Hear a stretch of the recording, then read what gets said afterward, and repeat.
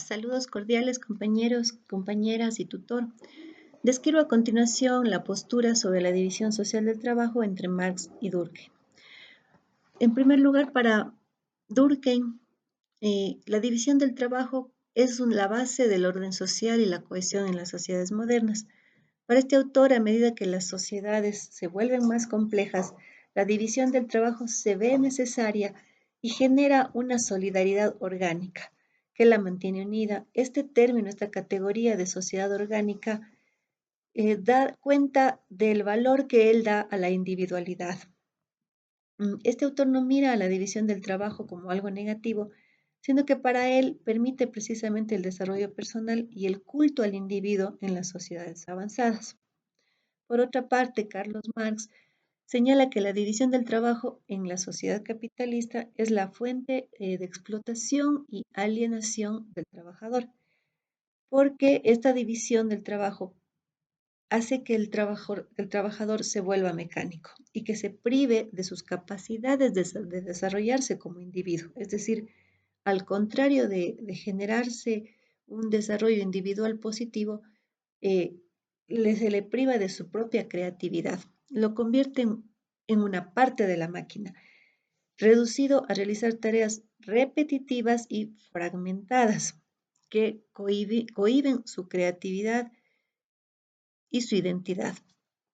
Desde esta perspectiva marxista, la división del trabajo beneficia únicamente a la clase burguesa, pues esta es la dueña de los medios de producción y mientras que el proletariado se ve despojado de su libertad y de su ser genérico, el resultado del trabajo se lo lleva la clase burguesa dueña de los medios de producción.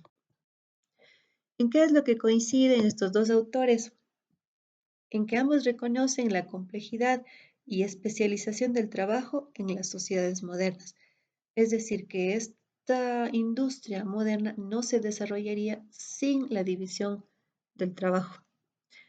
Entonces, esto, sin embargo, conlleva a diferencias entre los dos autores.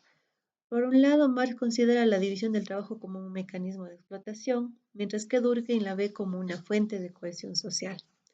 Otra diferencia es que para Marx la división del trabajo en el capitalismo aliena al trabajador, mientras que para Durkheim permite el desarrollo de la individualidad. Es decir, ambos miran la individualidad desde ámbitos distintos.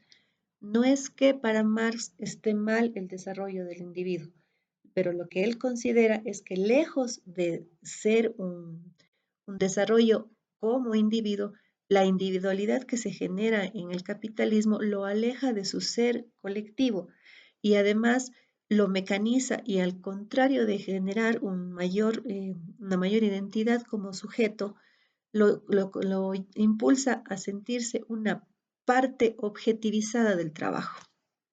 Entonces, para Durkheim, en cambio, no, para Durkheim el trabajo, la división del trabajo permite su desarrollo como individuo y su especialización. Ya, otra diferencia también es que para Durkheim esta división del trabajo, como ya dije antes, genera una solidaridad orgánica, ¿sí? Ya, entonces para Carlos Marx, lo que produce esta explotación de los trabajadores a raíz de, de esta mecanización de su trabajo y de la explotación de sus horas laborables es la lucha de clases, que la mira como algo irreconciliable entre la burguesía y el proletariado. La creencia en que el capitalismo es un sistema inherentemente explotador y alienante para los trabajadores es la base de su teoría.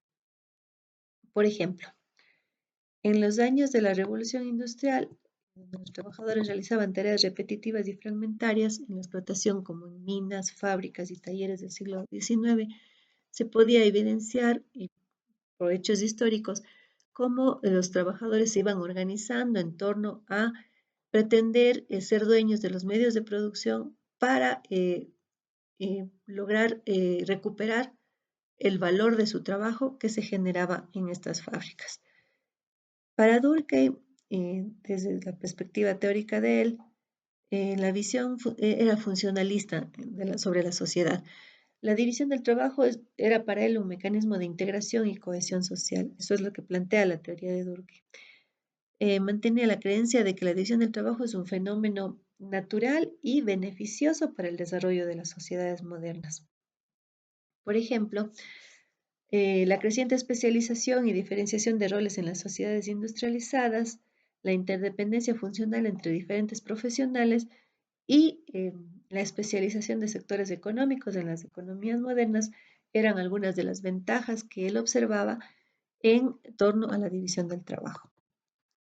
Ya, entonces eso es lo